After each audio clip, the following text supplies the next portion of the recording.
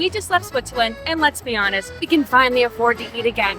Today we are in Rome, and we're going to be taking you on a Rome food tour, but not your typical one. If you're anything like us, you don't want to sit down for long meals. You want to eat on the go so you can see it all. So this one's for the budget travelers, fast movers, and street food lovers. No reservations, no waits, and just quick food you can grab while you're exploring the city. We probably won't make it to every spot on the list, but we're definitely going to try. So let's eat our way through Rome, one street food at a time. So when we checked into our hotel, the front desk gave us this map right here. And the map has most of the main sites to see when you're in Rome. So we figured, why don't we try to see as many sites as possible while getting a taste of Italy? Before we get the day started, we're going to tell you a little bit about exactly what we're trying to eat today. So we have pizza al taglio. Well, I'm going to butcher every single one of these names. That's pizza by the slice. We have supli, which is a fried rice ball with a surprise inside. Trapezzino, which I'm super excited about and I hope we get to find because that is the Italian version of a Hot Pocket, so I've read. Carbonara, it's one of the famous 4 dishes of Rome. Limoncello. Gnocchi, which is another pasta dish. Paninis. Gelatos. Cappuccinos. And then finally, a glass of wine. So let's get the day started.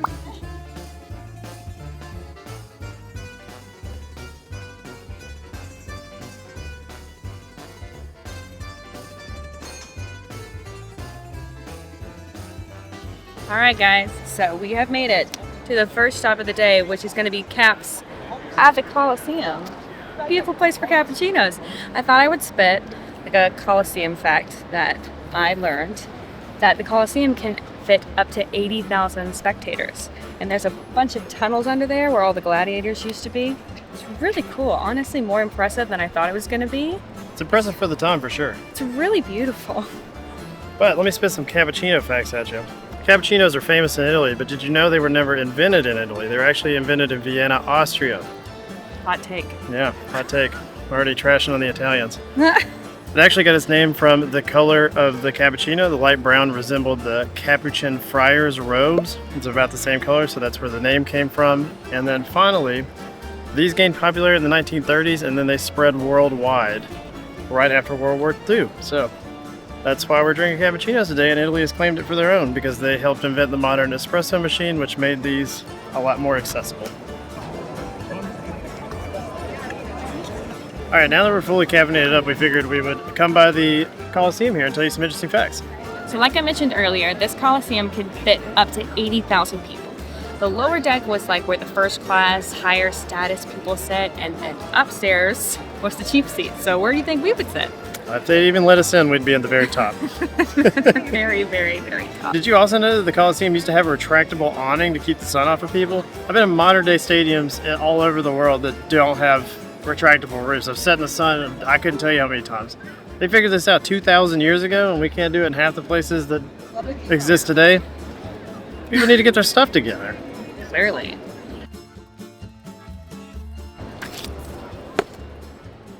Okay, so now we are leaving the Colosseum. We're caffeinated up with our cappuccinos. We're gonna head to the next place on the map, which is Victor Emmanuel II's monument.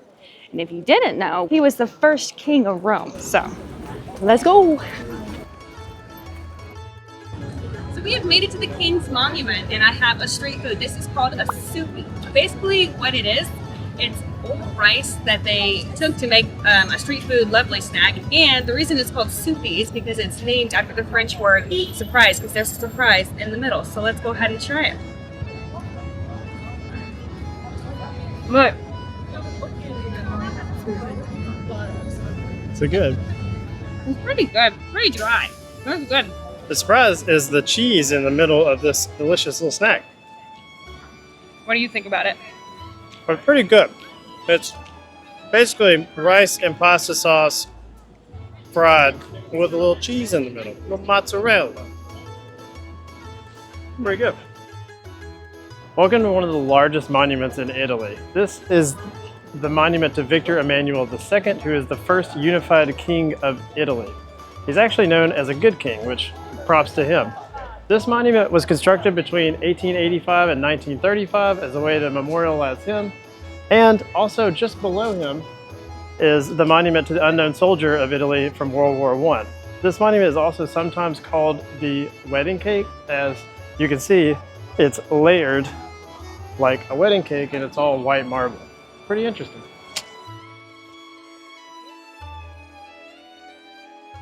All right, so we're leaving Victor Emmanuel's II's monument right now, and turns out whenever you're there, you can pay 18 euros to go to some places, not for free, but most of it is for free where you can walk around.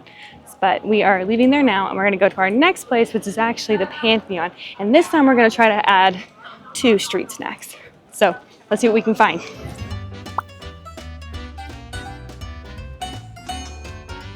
All right, so we're on our way to the Pantheon when we got our next food. Erin's actually getting hers. She's waiting on it, so she's behind the camera now. Hello, Erin. But I got pizza by the slice, which I'm pretty sure everybody knows about. But did you know that pizza by the slice was invented here in Rome, specifically to keep up with the modernization of the fast-moving world?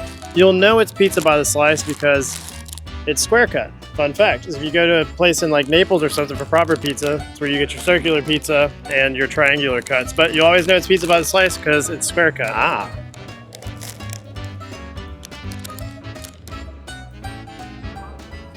Pizza by the slice is good. It represents everything we've been doing basically since we've been in Italy. It's quick, easy, you can find it anywhere and you can just carry it with you.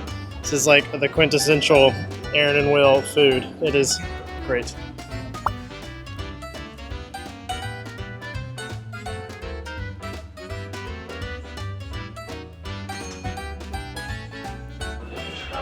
All right, we're gonna have to go fast with this one, boys and girls. So I got my gelato. We're standing outside the Pantheon right now. Gelato is actually the skinny girl ice cream because it's made with more milk than cream, which makes it lower fat. So you can eat as many of these as you want and stay skinny forever, right? That's how that works. He gave us 2 waffles because me and Will are sharing this one. So this is Will's waffle and then this one's my waffle.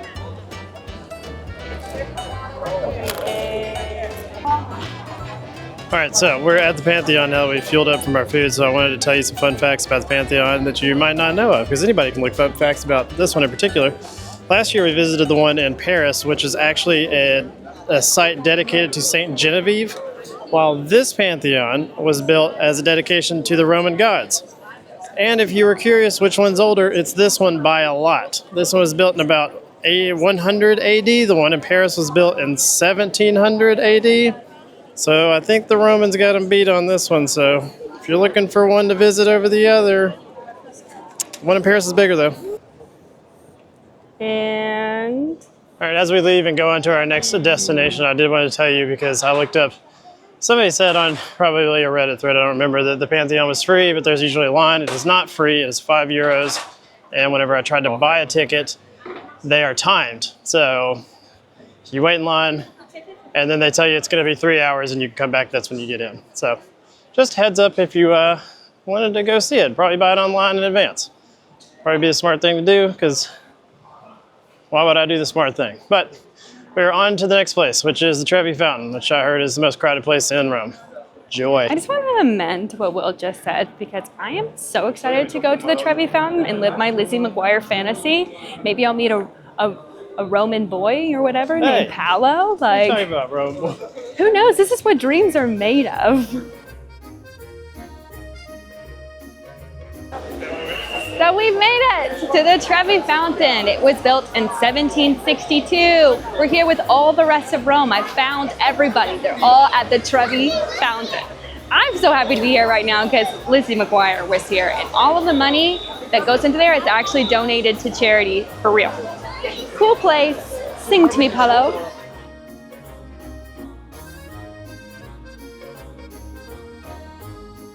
Are we live? We're live. All right, we're live with all these people. We're live with half of Rome right now. Reporting at you from 902.3 Will. Anyways, we have found a limoncello, which is apparently not as much of a street food as we thought it was. They wouldn't let us drink it inside the store, so we're here at the Trevi Fountain with everybody else enjoying a little taste of lemon with all of our friends. Man, it's refreshing. Limoncello is actually not invented in Rome, and they can't really decide where it was invented. There's a whole bunch of islands like Capri and Sicily and the Amalfi Coast that claim that that's who invented it, but nobody can really decide for sure. regardless, it's still a tasty little drink. I'm gonna try it too. Cheers. Oh God. That's like a lemon drop shot.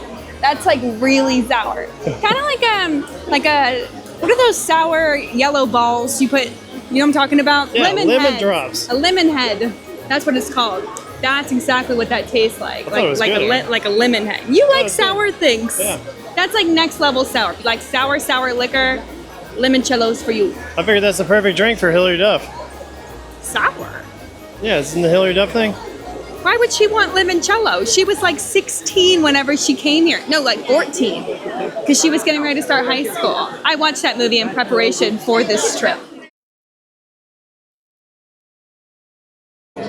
Will just found the most crowded place in all of Rome to stick up his 30-foot 360. It's not 30 feet. It's like Right up, walked right through him and made me follow him. And just embarrassed. He just embarrassed me half to death. Shot's cool. So I hope you guys enjoyed those shots because I was mortified. Absolutely mortified. Making his way downtown, walking fast, faces pass and he's homebound. Sing it, Will.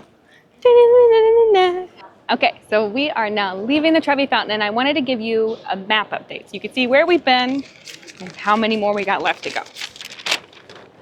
Here's our handy dandy map. We started here at the Colosseum, then we went to Victor Emmanuel's, the King's statue, then we went to the Pantheon, then we went to the Trevi. So now we're gonna go to the Spanish Stairs. Let's go.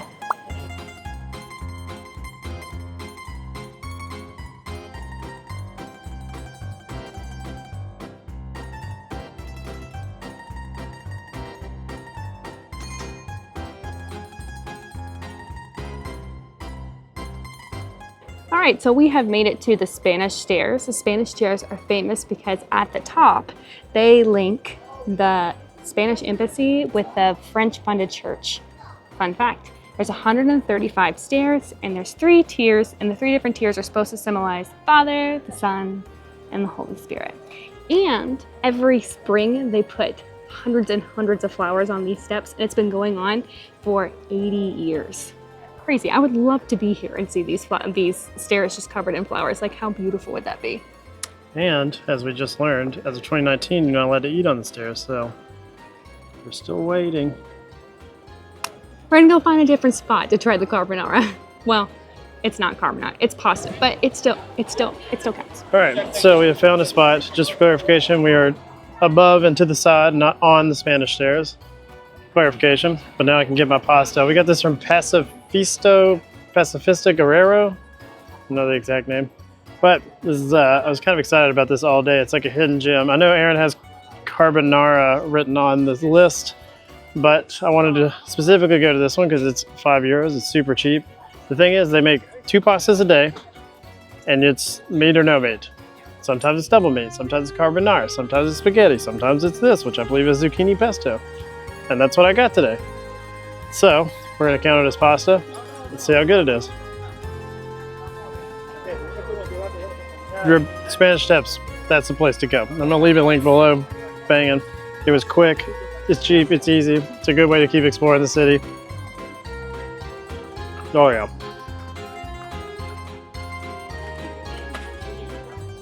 Erin likes it too.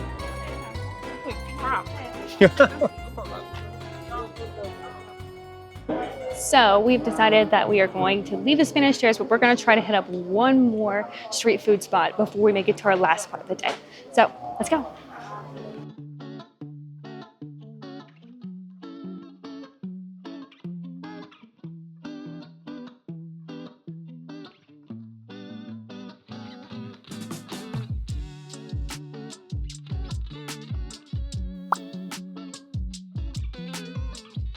All right, so I think we have made it to what will probably be our final stop of the day. We have made it about 8 miles and ate so much food. We thought this would be a slightly easier. I thought it would be easier, but genuinely, like, when you're just eating like bread and cheese. It's very, very filling. And so we've decided to stick with the theme of street foods like grab and go. And we got this in this beautiful park. And it was grab and go. It's not like we had to sit down and have a wine. They gave me this whole little bottle. There's a few of them you can see like dotted around, but we're actually in Villa Borghese. I believe that's how you pronounce it. This is the third largest park in Rome. It's almost 200 acres big. It sits upon the mountain just at the top of the Spanish Steps, so that's how we found it. There's some interesting looking trees over here. We walked over here and saw everybody just hanging out and having a beer, having a wine, riding bikes, enjoying life out here. It was pretty nice to see. So we figured we'd come over here and slow down a little bit. We've been running a lot all day, so saw the trees, had to come over here and see what it's all about. So this is our street food for the moment. Because we are full, very full. Full. I was looking up a little bit of the history of the wine in Rome and why wine culture is such a big thing here. And it all dates back to like the ancient Romans. They used to drink wine every single day, whether you were an emperor or you were lower class. Everybody drank wine every single day, and it was kind of a way to unite everybody, you know? So not only are they excellent at making wine, they think you should drink wine every single day. And honestly, cheers to that. Cheers to that. I gotta open mine.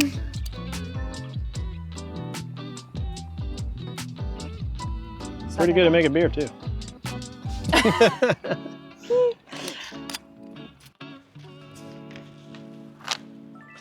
Just when we thought we were done for the day, they reeled us back in. So the panini is an Italian sandwich.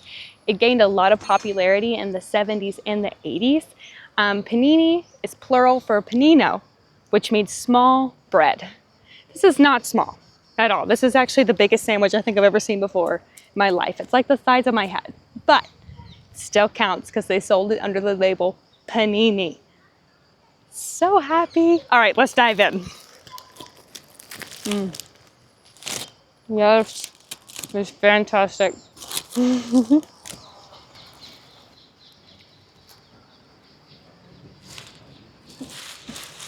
don't think Byron will mind if we use him for a little scritch. Come on. Ah, that's pretty good. And that's a wrap on our Roman street food tour. We are happy, full, and very much in need of a nap. We made it to 8 out of 10 of the places that we were trying to make it to. Yeah, we were a little bit disappointed not to find the Hot Pocket, but maybe next time. Maybe next time. We hope that this guide has given you some tasty ideas if you're trying to visit Rome and not break the bank. It was actually kind of fun to travel around the city and have a little bit of history of the food, a little bit of history of the history. If you like this video, please like and subscribe because it really, really helps us out. And until next time. Okay, go. Okay, so now we're... Wow. And that's a wrap on our Roman street full...